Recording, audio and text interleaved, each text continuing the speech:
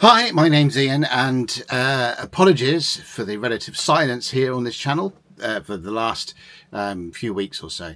By means of explanation, I began a new job towards the end of September, and getting into the swing of that, coupled with my usual commitments, has curtailed the video making somewhat. So, however, here we are again. So Lucid Eye and their game of Fey Immortals, Elfking, continues apace with several product releases since last we spoke on the subject. Following on from the epic The Prince of War, which I've covered as solo scenario, there's a review of that on the channel. Two further solo epics have been released. The Curse of the Sunrach, I'm murdering that pronunciation probably, and the second being The Hour of the Demon. Both of these adventures provide fascinating journeys for the solo player, and Lucid Eye have taken some good steps forward in presenting clean, easy-to-reference material within those works, essential for us bespectacled delvers into places unknown. A fourth solo adventure, The Elfking Purge, is also available now, but I separate it somewhat as this is designed more for an introductory adventure, rather than the epics represented by the other three. While any of the four solo adventures collectively can be used by a games master new to the Elfking game to familiarise her or himself with the rules and themes, the Elfking Purge targets that audience directly. The Book of Further Encounters follows on from the Book of Encounters, providing short summaries of situation and encounters that can be used as is for an evening's entertainment or expanded into further epics, as befitting the manner in which an individual game master's imagination is fired by them. Such books are always useful for any role-playing game, so it's good to see the series continued for Elfking. Worms, Weirds and Wonders is an essential. If you are looking at the Elfking game, get this book. If you are playing Elfking and do not yet have this volume, also get this book. Where the core rulebook summarises the world upon which Elfking is set, AS, Worms, Weirds and Wonders delves further into some details.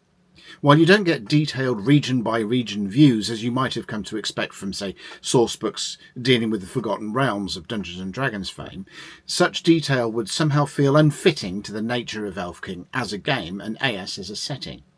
The manner in which I translate it is as a fame mystery, mutable and dreamlike in quality, especially when viewed through the lens of immortals.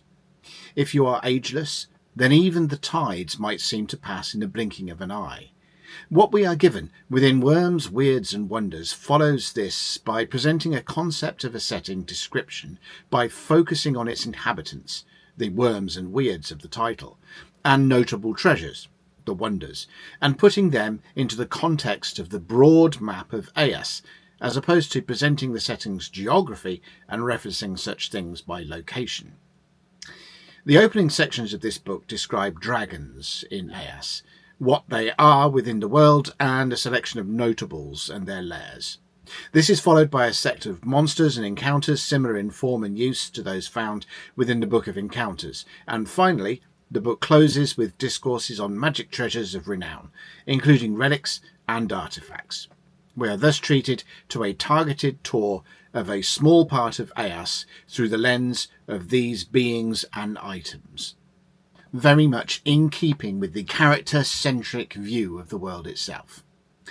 Along with encounters and items to incorporate into your games, you get further insight into the nature of the world itself. On to the final element of Elfking goodness that I want to touch on within this missive is the latest string to the Elfking and to Lucid Eye's bow, and that is fiction.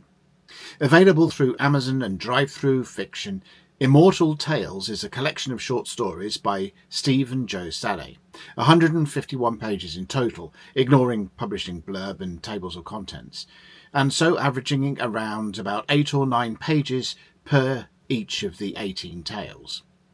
For those that remember the science fiction and fantasy collections of yore and of present in some quarters, then you'll be on familiar ground with the general format here.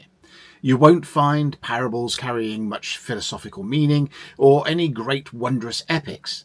Instead, the stories are representative capsules describing an event, either in past or present tense. The tales can be boiled down to something happened and someone did a thing, simplistic in accordance with the space allotted, and limiting prose to such length and still make a story meaningful is a skill unto itself. Yet complex, as is fitting the nature of Eas and the fey feel of Elfking as a game. The book is an easy read and captures the feel of the game's setting well, as one would hope tales from the authors of the game to be. For players and game masters looking to immerse themselves into Eas, I highly recommend it.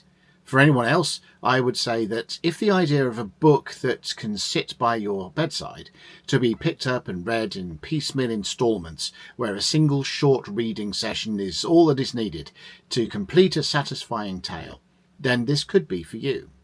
I mentioned bedside here in that for me personally, the stories here are of exactly the right length and nature to read a story just before lights out that may inspire a dream as one drifts off. To that purpose, it serves better than compilations of longer stories as the Thieves' World volumes that we have touched on here in this channel. With the exception of Immortal Tales, the artwork present in the Elfking books invokes the setting perfectly, as I've said before. Immortal Tales has no interior art and black and white line art on the cover, which for me brings to mind a copy of Robert Graves' Greek Myths that I once owned prior to upscaling the work to hardcover. It's not a comparison that is too far out. And so I hope you are inspired there to go and check out these new offerings, or relatively new offerings. These have been released over the course of the last few months. I'm just behind the curve on my Elfking discourses. So next up on this channel, there should be an essay, a video essay on Robin Hood, similar to the way I did with King Arthur. You know, one episode about the figure, the next episode about the figure as relating to games. But we'll see. I'm trying to plan a road trip for that one, which could be interesting. So until next time, take care and enjoy your gaming and whatever else you do.